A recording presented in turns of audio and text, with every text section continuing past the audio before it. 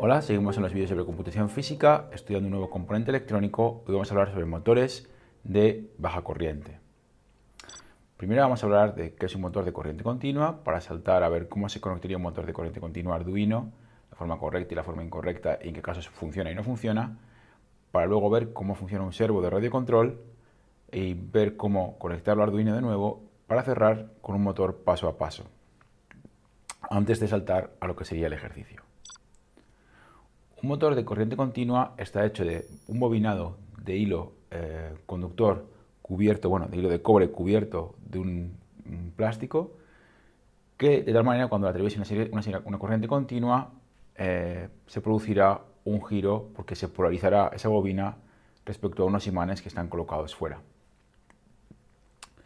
Todo esto va metido dentro de una caja de metal, entonces un motor de corriente continua se ve más o menos como esto que tenemos aquí. Como veis, el motor de corriente continua, todo lo que se ve en la transparencia está metido aquí adentro, son dos imanes, el bobinado que está atado al eje y tiene dos terminales. Los terminales no importa realmente cómo las conectemos, si las conectamos en una dirección, por ejemplo positivo aquí y negativo aquí, el motor gira en esta dirección y si hacemos lo contrario, gira en dirección contraria. Pero no tiene una polaridad per se, es decir, no se va a estropear el componente si lo conectamos de forma equivocada, solo cambiará la velocidad de giro. En ese sentido sí que tiene polaridad. Vamos a ver cómo conectarlo directamente a Arduino. Si este motor, que ahora mismo es un motor que funciona a 5 voltios, pudiese funcionar con muy baja corriente, podríamos conectarlo tal y como vemos en la transparencia. Si bien esto es muy interesante, esto realmente no es posible, porque realmente los pines de un microcontrolador como Arduino no son capaces de ofrecernos suficiente corriente para hacer girar el motor. Lo voy a demostrar empíricamente. Aquí tengo un Arduino y lo que voy a hacer es poner un programa dentro de Arduino para ver si puedo hacer girar el motor. Antes de hacer eso voy a ver si la fuente de alimentación de Arduino me da suficiente corriente para mover el motor. Es decir, si la conexión de 5 voltios que tengo aquí arriba en la placa es capaz de mover el motor. Esto es muy sencillo. Solo tomo dos cables, uno para conectar a tierra y otro para conectar a 5 voltios. Tomo el motor y conecto una de las terminales a tierra y la otra a 5 voltios y vamos a ver cómo el motor se mueve. Ahí está. Entonces vemos que la fuente de alimentación de Arduino es capaz de dar suficiente corriente para mover el motor. La pregunta es si podrá un pin de Arduino dar suficiente corriente.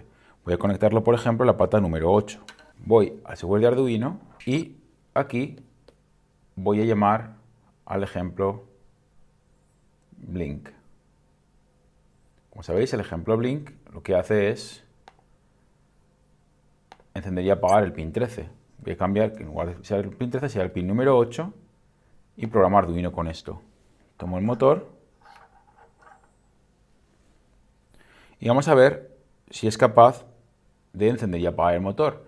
El comportamiento que deberíamos esperar es que encienda el motor durante un segundo y luego lo apague durante un segundo. Para eso necesita tener suficiente corriente para hacer la conmutación. Pero ya veis que no pasa nada. Es decir, un pin normal de Arduino no tiene suficiente fuerza para mover el motor. Se va a ver cómo hay un pequeño movimiento que es toda la corriente que es capaz de proporcionar el pin para mover el motor.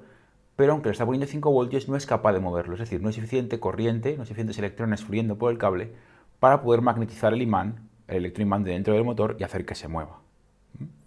¿Cómo resolver este problema? Bien, no es tan difícil como parece. Podemos emplear un componente externo, y que he preparado un montaje, con un transistor. Este es un transistor BC547, que es un transistor en emisor común, que permite la conmutación de alimentación directamente sobre el motor. Es decir, en lugar de hacer que la corriente venga del pin de Arduino, lo que hacemos es poner un interruptor entre una pata del motor y tierra, y encender y apagar esa pata. Esa pata lo controlamos con ese transistor de aquí. El circuito tiene un transistor y una resistencia para polarizar. Esta resistencia va a la pata número 8 y de esa manera lo que hacemos es encender y apagar el motor a través del transistor.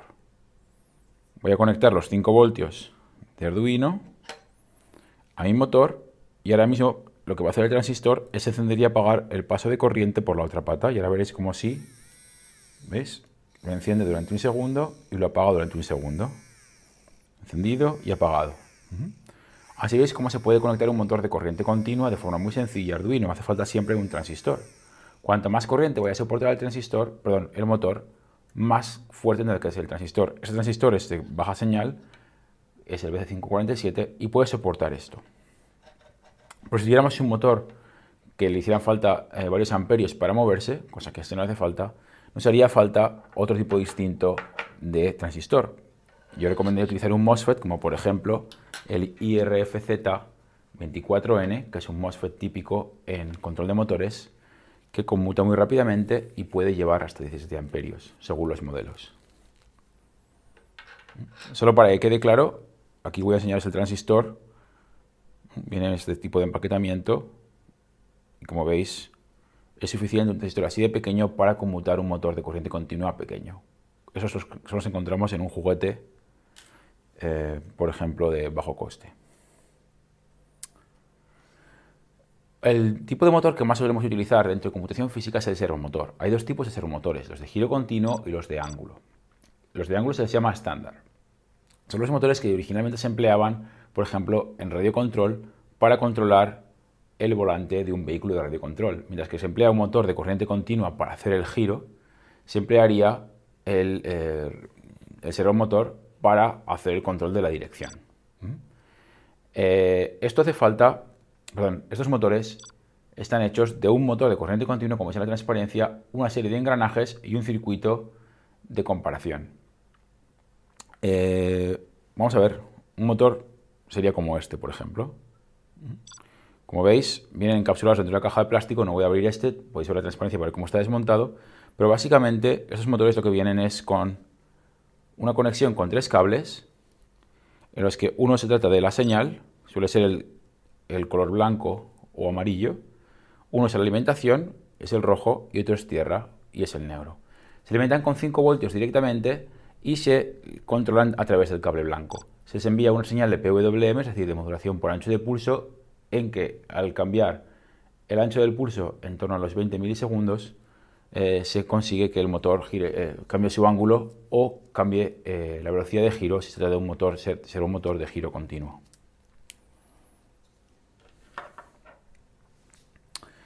Finalmente, el otro tipo de motor que se suele emplear muchísimo en este tipo de cursos de electrónica es el motor paso a paso. Si el motor de corriente continua gira muy rápido y es capaz de mover un vehículo, el servomotor ofrece un tipo de control muy sencillo, sobre todo para temas de dirección. Si queremos tener una precisión muy alta en el ángulo de giro, habría que emplear un motor paso a paso. Un motor paso a paso típico sería algo como este. Este es muy grande. Esto es para una máquina CNC, es decir, una fresadora de control numérico. Entonces, lo que sucede, estos motores tienen un montón de pines, no sé si es posible verlo en la cámara, tiene un montón de pines de entrada, porque lo que tiene son múltiples imanes. Y a través de pequeños pulsos sobre los diferentes pines se produce un giro muy pequeño en el motor. Un paso típico en ángulo de giro del motor es de 1,8 grados, es decir, cada vez que se le proporciona un pequeño pulso, él solo gira 1,8 grados. Esos motores se suelen encontrar en escáneres, máquinas de control numérico, etc. Me he tomado la libertad de desmontar uno de una impresora en 3D. Como veis aquí, este viene ya le hemos montado una varilla para que gire uno de los ejes de una impresora en 3D. Entonces, este es un motor muy utilizado ahora mismo en hardware libre para hacer impresoras. Se llama el NEMA 17. Tengo un par de cosas más que os quiero enseñar antes de lanzar la actividad final del curso, el ejercicio final de la actividad. Y sería, por una parte, tengo aquí un servomotor de control digital. El servomotor que os enseñé antes, que es este, es un servomotor de control analógico, es decir, lo controlamos con señal PWM y es muy económico. Lo podemos encontrar por 6 y hasta 15 euros, dependiendo de la calidad. Por algo más de dinero encontramos este tipo de motores, que son motores que se controlan mediante un protocolo digital. Es decir, se les lanzaría una señal a través de un puerto serie o un puerto I2C y con eso indicaríamos con mucha más precisión qué esperamos del motor. Por ejemplo, que gire un determinado ángulo, que se mueva una dirección, etc. Además, por el tipo de mecanismo que llevan esos motores, soportan mucho más peso a la hora de moverse. Por otra parte, los servomotores suelen venir con diferentes tipos de mecanismos. Por ejemplo, una rueda que se enganchan sobre el cabezal del motor. De esa manera podemos adherir aquí otro tipo de superficies o figuras que queramos mover. Hay una pieza en T.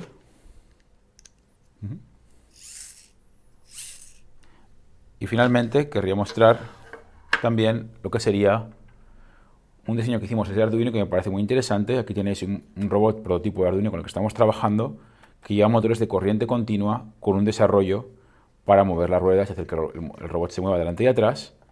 Pero lo que os quería mostrar es esta rueda en concreto que por una parte engancha sobre los motores de corriente continua. Aquí tengo otra para no tener que desatornillarla. Y por otra parte se monta sobre los servomotores. Es decir, con esa misma rueda se pueden hacer todo tipo de proyectos. Se podrían hacer robots con servomotores o robots con motores de corriente continua.